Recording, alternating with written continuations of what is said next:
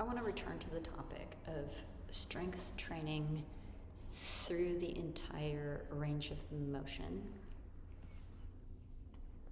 We talked about this a couple of years ago in the context of forward bending.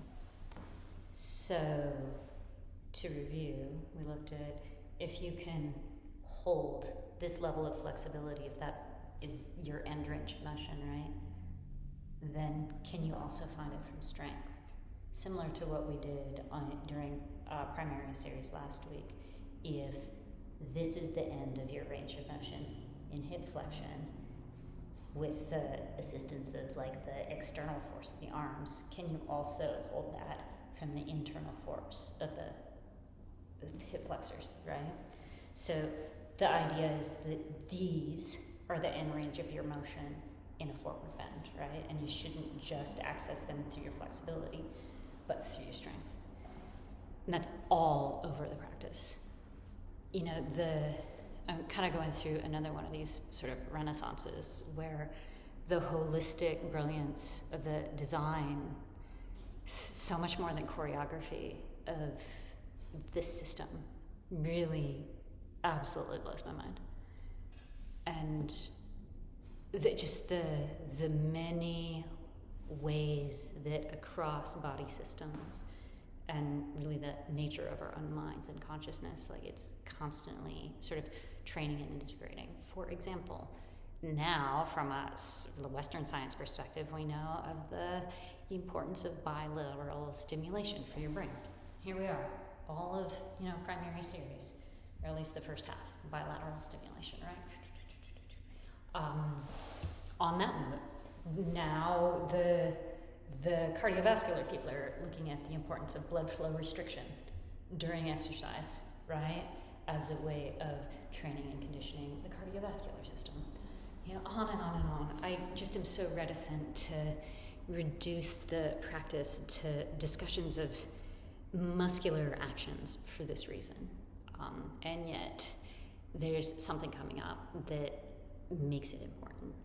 So, the ways that we train strength across the range of flexibility, particularly for those who are slightly more flexible by sort of birth than they are tending towards strength, right? Those are the people who particularly need to find the strength at every degree of every point of their range of motion, right? When it comes to forward bending, it's a little bit more obvious to this group, but backbends are a strength move, particularly for mobile people. If you're going to go to a certain point in your range of motion anyway, then, or in particular, you're going to go into your flexibility at moments of awkwardness or when you lose control, then you absolutely, for your own safety, need to have strength trained across your range of motion, right?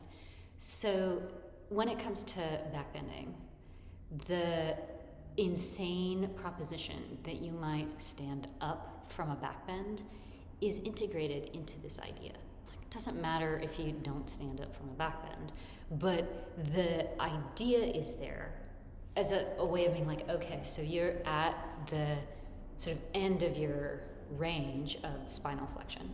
How can you access strength in that moment?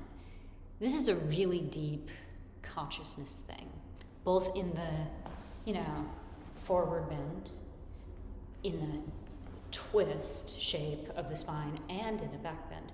We have to kind of notice any conditioning we have on the deepest emotional sort of consciousness level that might make us want to only be in these shapes from surrender, from just a letting go.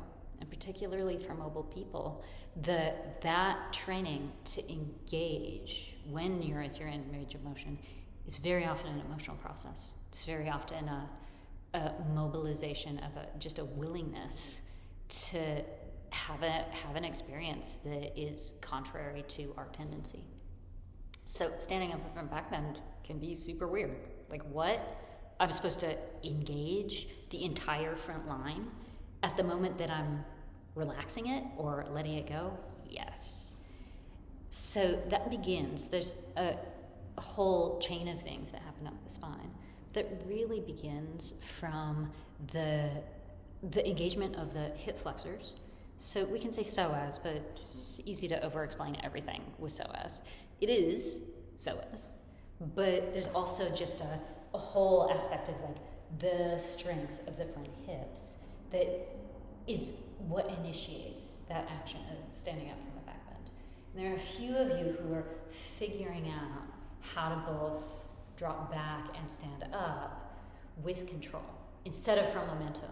You know, you can do anything from momentum, but can you do it from control? That's the question when it comes to strengthening across the range of motion, is being in control throughout difficult things.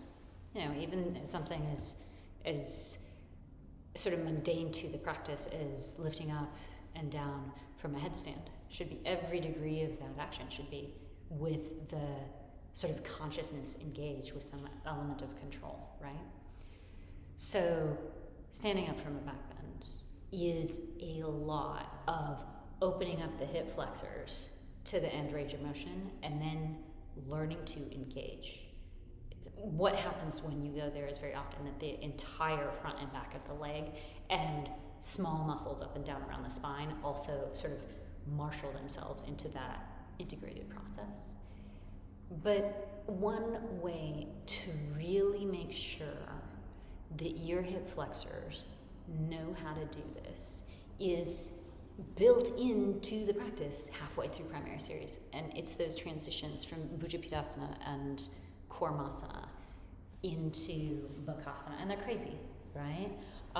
But eventually learning how to stay in control from here, your deepest forward bend, right? So this is a lot of action deep in the hips to here.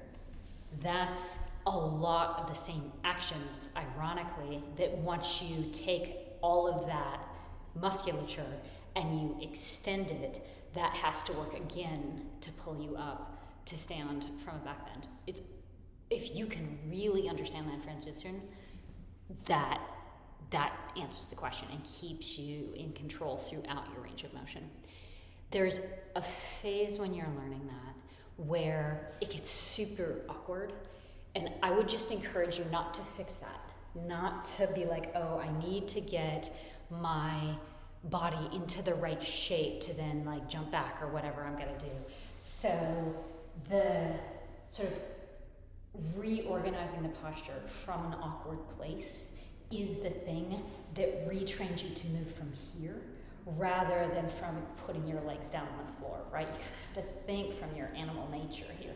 So at first it's like, oh, this is weird and awkward. I'm gonna first you have to figure out this part, right? And this part is, I'm like, oh, I don't want to jump back from here because I'm not in a very stable version of the pose. This is the moment to actually train yourself not to put your foot down, but to actually sort out the posture from deep inside your body instead of from a cheat. And it's like so easy to like find then your comfort by like getting back down here and rethinking through it with your body. But if you have to let it be awkward and let yourself jump back from this weirdo position, something comes online where there's like, you don't give yourself the out, right? So I really see this happening a lot, and there's a number of you who are right at that transition where standing up from a back bend doesn't quite make sense. And that is because, or the practice has already given you an opportunity to figure it out intrinsically by the way the vinyasas are designed halfway through primary. Again, like the level of intelligence intrinsic to the practice beneath the threshold of language and concept, again, never ceases to amaze me. But if you're skipping those vinyasas or you're not fully committed to them, then the control across the range of motion, once you change the shape of the spine and go in the back bends, like the intermediate pieces, you will have skipped those, and it'll be hard to figure out. So focus on those vinyasas and see if you can then integrate it when it comes to the spinal extension when you're in the fullness of your flexibility. Let me know if that makes a difference for you.